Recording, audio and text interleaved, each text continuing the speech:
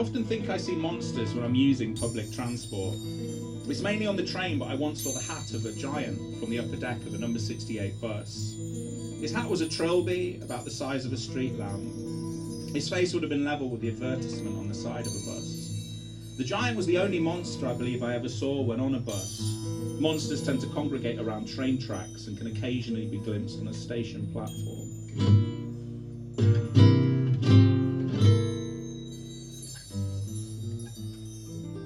The route from Nottingham to Newark Castle is a good place to see monsters from time to time. A mist often hangs over the fields in the mornings. It looks like Avalon. Monsters love the mist. They can come out during the day without fear of being hunted. They can walk freely in the mist, slow enough to appear motionless to the untrained eye, secure in the knowledge that their fog-shielded bulk will be misread for a tree or a pylon. Sometimes monsters hide in plain sight.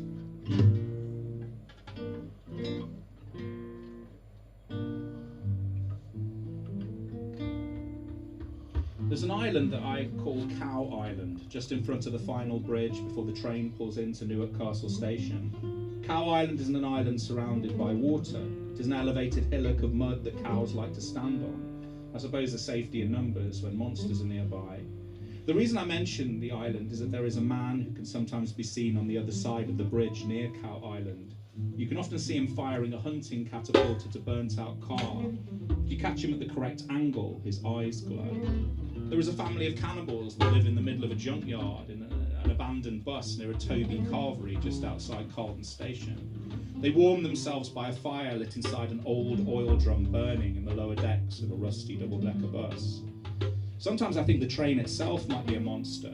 If it is relatively benign. It sings me to sleep with a strange metallic lullaby and then eats my hat and my gloves. It seems to have an appetite for woolen items. By far the best place to see monsters is between Leicester and Wellingborough on the East Midland Mainline service from Nottingham to London St Pancras. I was on my way to London to see a performance of John Webster's The White Devil at the Globe Theatre. The fog was thicker than normal. I suppose the monsters felt emboldened. They were everywhere and on the hunt. The first indication of their presence was an enormous burial mound with a telegraph pole sticking out of it. And then there were the normal giant shadows observed on the periphery of the fog. Nothing out of the ordinary there.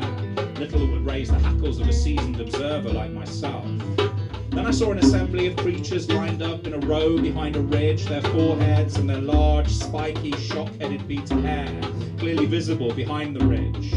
I saw creatures in ponds and lakes like John Webster's thing armed with a rake. I saw a serpent in a stream the size of a stream, enormous and flexible.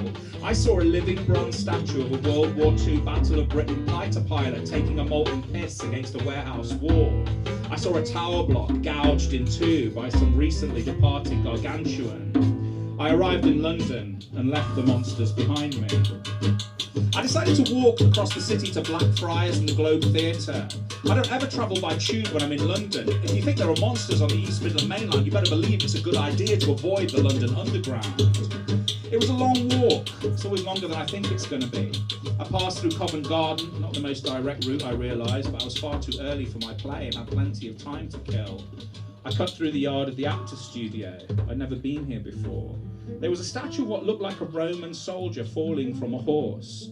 I assumed it was Olivier playing Julius Caesar, Coriolanus or Mark Antony. I was wrong. It was a statue of Saul of Tarsus, blinded by the light of God in that transitionary point between his last moments as persecutor of the early church and his impending new life as Christianity's loudest and most articulate mortal spokesperson. I walked along Charing Cross Bridge. I'd forgotten about the fog. It wasn't that visible on street level, but you couldn't ignore it halfway across the Thames on Charing Cross Bridge. The tops of all of London's tallest modern buildings were covered in fog, and the fog created a funny optical illusion. The way the fog had draped itself across each tower gave the impression that the tops of each structure had been bitten off by something enormous. The fog began to lift. The buildings could be seen clearly now without the distorting properties of thick mist. The optical illusion had not changed with the arrival of sunlight. The tops of the buildings had been eaten and chewed, partially digested and spat out. I heard the sound of something large and hungry walking towards the city. It was out of sight at the moment, but only just, strengthened by the fog, unbothered by the daylight. There was no point in running away. The creature was far too big for that.